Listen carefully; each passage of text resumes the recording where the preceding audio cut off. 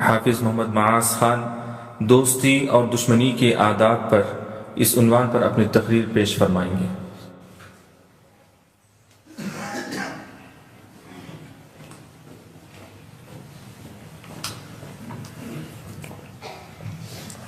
السلام علیکم ورحمۃ اللہ وبرکاتہ۔ الحمد للہ رب العالمین والصلاة والسلام علی رسول الکریم، اما بعد۔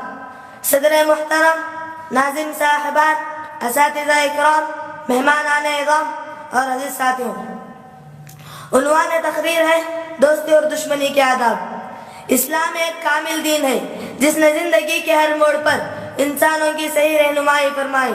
اللہ تعالیٰ نے پیارے نبی صلی اللہ علیہ وسلم کے ذریعے دنیا یا انسانیت تک اپنی تعلیمات پہنچائی، اور آپ نے نہ صرف یہ کہ اکرام و عطا کی بارش کی اور اخلاق کے موتی برسائے، بلکہ تہذیب کی شمع بھی روشن کی اور اسلام کا عملی نمونہ پیش فرمایا۔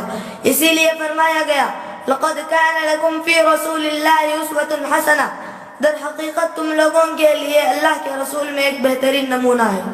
محترم سامعین، نبی کریم صلی اللہ علیہ وسلم نے ہمیں جو آداب زندگی سکھائی ہے، جس میں کھانے پینے کے آداب، رہنے سہنے کے آداب، یہاں تک کہ زندگی گزارنے کے تمام طور طریقے بھی شامل ہیں، اور ان میں سے یہ بھی ہے کہ انسانی زندگی میں پیش آنے والے اہم مرحلے یعنی دوستی اور دشمنی کے آداب کیا ہے۔ حاضرین جلسہ، افراد سے دوستی کرنے کی تعلیم دی ہے، کیونکہ صحبت کے اثرات انسان شعوری یا غیر شعوری طور پر زیادہ قبول کرتا ہے۔ جیسا کہ حضرت ابو ہریرہ رضی اللہ عنہ فرماتے ہیں، پیارے نبی صلی اللہ علیہ وسلم نے فرمایا، الرجل علی دین خلیلہ فلینظر احدکم من یخالل، انسان اپنے نفس کے طور طریقے اختیار کرتا ہے، اسی لیے تمہیں خیال رکھنا چاہیے کہ تم کس سے دوستی کر رہے ہو۔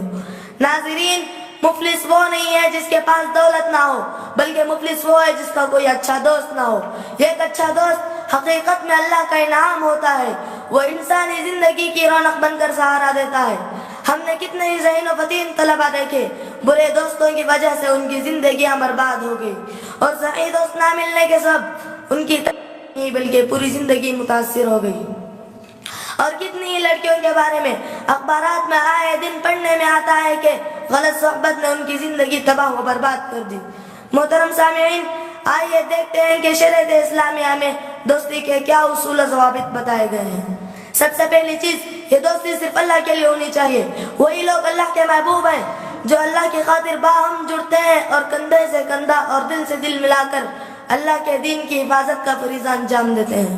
جیسے کہ فرمایا گیا، ان اللہ یحب الذین یقاتلون فی سبیلہ صفا کانہم بنیان مرصوص، حقیقت میں اللہ کے محبوب وہ لوگ ہیں جو اللہ کی راہ میں اس طرح پیر جما کر لڑتے ہیں گویا کہ سیسا پلانے کی دیوار ہے، لوگ مشکوک نظر آئے، ورنہ جوش محبت میں اتنا آگے بڑھے کہ آپ کی محبت اور دوستی جنون کی شکل اختیار کر لے۔ اسی لیے فرمایا گیا، احبب حبیبک ہونا ما عسى أن يكون بغيضك يوما ما وأبغض بغيضك هونا ما عسى أن يكون حبيبك يوما ما، کہ دوست سے محبت کرنے میں اعتدال ملحوظ رکھو، ممکن ہے کسی دن وہ تمہارا دوست بن جائے۔ اور تیسری چیز، اچھے دوست رازدار بھی ہوتے ہیں، لیکن موجودہ دور میں ایک چیز یہ دیکھنے میں آ رہی ہے کہ آپسی تعلقات جب تک اچھے ہوتے ہیں یہ ایک دوسرے کے رازدار ہوتے ہیں، لیکن جیسے ہی تعلقات میں بگاڑ پیدا ہوتا ہے گویا جانی دشمن بن جاتے ہیں، کرتے ہوئے یہ ایک دوسرے کی عزتوں سے کھیلنے اور بدنام کرنے کی کوشش کرتے ہیں۔ جنونی حرکت ہے۔ اسلام نے تو عام حالات میں بھی ایک دوسرے کی کمزوریوں اور عیبوں پر پردہ ڈالنے کی تعلیم دی ہے، چاہے جائے کہ معاملہ ایک دوست کا ہو۔ جو لوگ اللہ ہی کے لیے محبت اور تعلق رکھتے ہیں، اسلام میں ان کا بڑا مقام ہے، اور جن کی دوستی اللہ ہی کے لیے ہوتی ہے وہ ایسے سنگین جرائم سے پاک ہوتی ہے۔ لہذا مجھے اور آپ کو چاہیے کہ میں اور آپ اپنی زندگی میں اچھے دوست کو اختیار کریں جس کا دل اللہ اور اس کے رسول سے جڑا ہوا ہو۔ آخر میں اللہ تعالیٰ سے دعا ہے کہ اللہ تعالیٰ ہمیں اچھے دوست کو اختیار کرنے کی توفیق عطا فرمائے۔ آمین۔ والسلام علیکم ورحمۃ اللہ وبرکاتہ۔